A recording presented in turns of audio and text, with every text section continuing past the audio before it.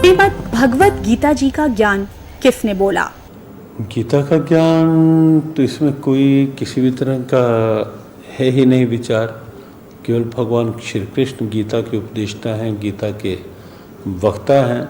और महर्षि वेदव्यास ने स्वयं ये बात स्वीकार करके कही है, गीता सुगीता कर्तव्या किमन्ये शास्त्र विस्तरे या स्वयं पद्मनाभस्य मुखपद्माद्य निःसृतः।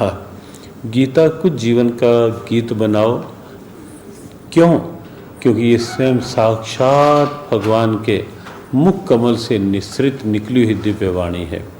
संजय गीता का एक ऐसा पात्र है जिसके पास दिव्य दृष्टि है, और उसने अपनी दिव्य दृष्टि से जब गीता ज्ञान सुना तो गीता के समापन श्लोकों में संजय ने स्वीकारा, योगम योगेश्वरात् कृष्णात् साक्षात कथ्यता स्वयं। मैंने स्वयं योगेश्वर भगवान श्री कृष्ण से साक्षात गीता का ज्ञान कथन करते हुए श्रवण किया है। तो इसमें तनिक भी संदेह नहीं कि गीता भगवान श्री कृष्ण के मुखारविंद से निकली हुई दिव्य वाणी है। प्रभु जी, यहाँ एक चीज़ और जानना चाहेंगे कि श्रीमद् भगवत गीता जी का क्या जो ज्ञान है वो किसने बोला है? गीता से गीता कर्तव्या के मन शास्त्र विस्तर। गीता तो सुंदर गीता भगवान श्री कृष्ण पद्मनाभ के मुंह से निकली हुई वाणी। धर्म क्षेत्र कुरुक्षेत्र में जब ये महाभारत का युद्ध हो रहा था तो भगवान चाहते थे कि ये युद्ध न हो, उसके लिए उन्होंने बहुत मंत्रणा की। लेकिन जब युद्ध असंभावी हो गया तो अर्जुन ने कहा, सेनयोर व्योर मध्य रथम स्थापय में उचित है। हे अच्युत, दोनों सेनाओं के मध्य में इस रथ को ले चलो।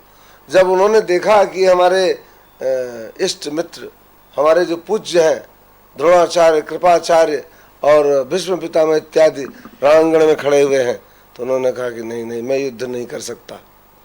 भिक्षार्चन करके मैं अपने जीवन का निर्वहन कर लूंगा, लेकिन मैं इन जो पूज्य व्यक्ति हैं उनका इस रणांगण में, इस रण के मैदान में मैं उनके ऊपर अस्त्र नहीं चला सकता। तब भगवान ने भगवत गीता का प्रवचन किया। फिर 5000 साल के बाद ये लुप्त प्राय हो गई। तभी वही दिव्य ज्ञान ऐसी भक्तिवेदांत स्वामी श्रील प्रभुपाद जी पूरे विश्व में इस गीता का आवंटन कर रहे हैं। मुक्त कंठ से पूरे विश्व को 100 भाषाओं में गीता का ज्ञान दे रहे हैं।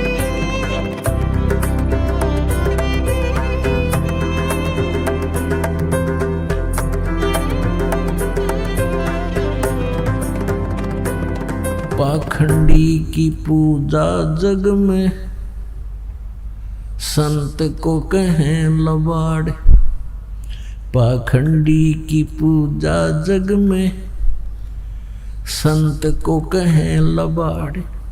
अज्ञानी को परम विवेकी, ज्ञानी को मूढ़ गंवार। निरंजन धन तेरा दरबार, निरंजन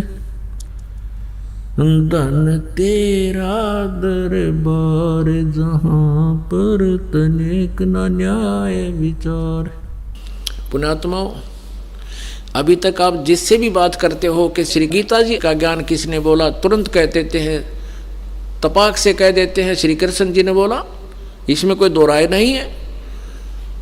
ये बिल्कुल अज्ञानी है, इनको क्या इनका पता नहीं किसी चीज़ का। अब देखिए, श्री कृष्ण जी ने कहा कि मैं तो गीता के बारे में जानता नहीं, मैंने क्या बोला था। क्योंकि जैसे कोई प्रेत किसी में प्रवेश कर जाता है, वो प्रेत बोलता है, उसके निकलने के बाद फिर वो आत्मा को पता नहीं होता कि मैंने क्या बोला था, और ही बताया करते हैं आपने ऐसा बोला था, तो तू ऐसे बोल रहा था, तू ऐसे कह रहा था, और वो बोल रहा था भूत। तो ऐसे ये प्रेतवत प्रवेश करके श्री कृष्ण जी में यो काल गीता का ज्ञान बोल गया। ये देखिएगा, संक्षिप्त महाभारत द्वितीय खंड गीता प्रेस गोरखपुर से प्रकाशित है। व्यास जी, वेद व्यास जी इसके राइटर हैं। इसके 667 पृष्ठ पे इसके संपादक हैं जयदयाल गोविंदका, जो गीता जी के अनुवादक भी हैं। संपादक तथा संशोधक गीता प्रेस गोरखपुर, गीता प्रेस गोरखपुर से प्रकाशित और मुद्रित है। इसके 667 पृष्ठ पर हम चलते हैं। ये देखिएगा, ये है 667 पृष्ठ। श्री कृष्ण का अर्जुन से सिद्ध महर्षि और कश्यप का संवाद।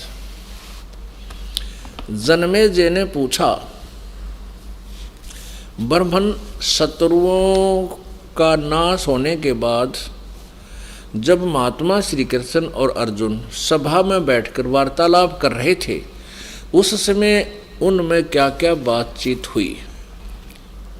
वैशंपायन जी कहते हैं, राजन, श्री कृष्ण के सहित अर्जुन ने जब अपने राज्य का पूरा अधिकार प्राप्त कर लिया तो वे दिव्य सभा भवन में आनंद के साथ रहने लगे।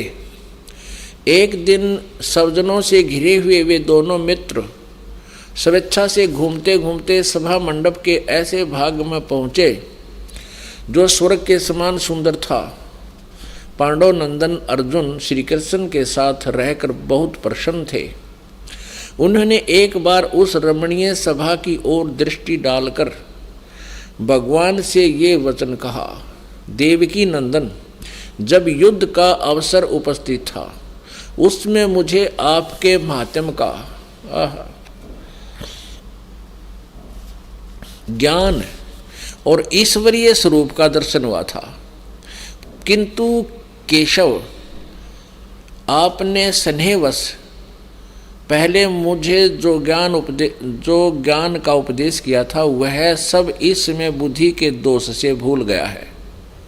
यानी जो गीता ज्ञान सुनाया था युद्ध के दौरान, अब मैं भूल गया। अर्जुन बोल रहा है, उन विषयों को सुनने के लिए बारंबार मेरे मन में उत्कंठा होती है कि वो ज्ञान गीता वाला मुझे फिर सुना दे, मैं सुनना चाहता हूँ। इधर आप जल्दी ही द्वारका जाने वाले हैं, अतः पुनः वह सब विषय मुझे सुना दीजिए। पुण्यात्माओं, अर्जुन भगवान श्री कृष्ण जी से कह रहे हैं कि भगवान, जो गीता जी का ज्ञान आपने युद्ध के दौरान सुनाया था उसको मैं भूल चुका हूँ और वही ज्ञान मुझे फिर सुनाइए, मेरी बहुत प्रबल इच्छा है सुनने की। अब श्री कृष्ण जी क्या कहते हैं देखना, इधर आप जल्दी ही द्वारका जाने वाले हैं, अतः पुनः वह सब विषय मुझे सुना दीजिए, अर्जुन ने कहा। अब वैशंपायन जी कह रहे हैं कि अर्जुन के ऐसे कहने पर वक्ताओं में श्रेष्ठ महातेजस्वी भगवान श्री कृष्ण ने उन्हें गले से लगाकर इस प्रकार उत्तर दिया। श्री कृष्ण बोले, अर्जुन, उस समय मैंने तुम्हें अत्यंत गोपनीय विषय का श्रवण कराया था। अपने स्वरूप भूत धर्म सनातन पुरुषोत्तम तत्व का परिचय दिया था और नित्य लोकों का भी वर्णन किया था, किंतु तुमने जो अपनी नासमझी के कारण उस उपदेश को याद नहीं रखा, यह जानकर मुझे बड़ा खेद हुआ है। उन बातों का अब पूरा स्मरण होना संभव नहीं जान पड़ता। पांडव नंदन, निश्चय ही तुम बड़े श्रद्धाहीन हो, तुम्हारी बुद्धि अच्छी नहीं जान पड़ती। अब मेरे लिए उस उपदेश को ज्यों का त्यों दुहरा देना कठिन है, क्योंकि उस समय योग युक्त होकर मैंने परमात्म तत्व का वर्णन किया था। पुण्यात्माओं, अब श्री कृष्ण जी अर्जुन पर तो डांट मार रहे हैं, धमका रहे हैं कि तू बड़ा श्रद्धाहीन है, तेरी बुद्धि अच्छी नहीं है, तूने याद क्यों नहीं रखा गीता जी के ज्ञान को। और स्वयं कह रहे हैं, अब मुझे वो पूरा फिर याद नहीं आ सकता। कोई बात हुई है? इसे सीधा श्री कृष्ण जी ने कह का भी नहीं पता था कि गीता में मैंने बोला क्या है। पुण्यात्माओं, अब ये दास सत्संग कर रहा है जिस विषय पर, और आप सुन रहे हो, जो प्रथम बार इस ज्ञान को सुनेगा उसको 20% याद रहेगा मुश्किल से।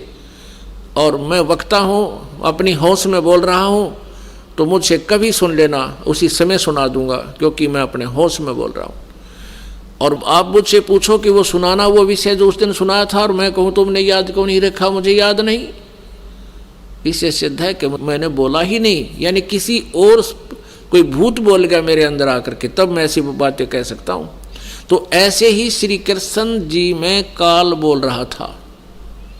ये काल कौन है? ये 21 ब्रह्मांड का स्वामी है, ब्रह्मा विष्णु महेश का पिता है, दुर्गा इसकी पत्नी है, ब्रह्मा विष्णु महेश की माता दुर्गा है।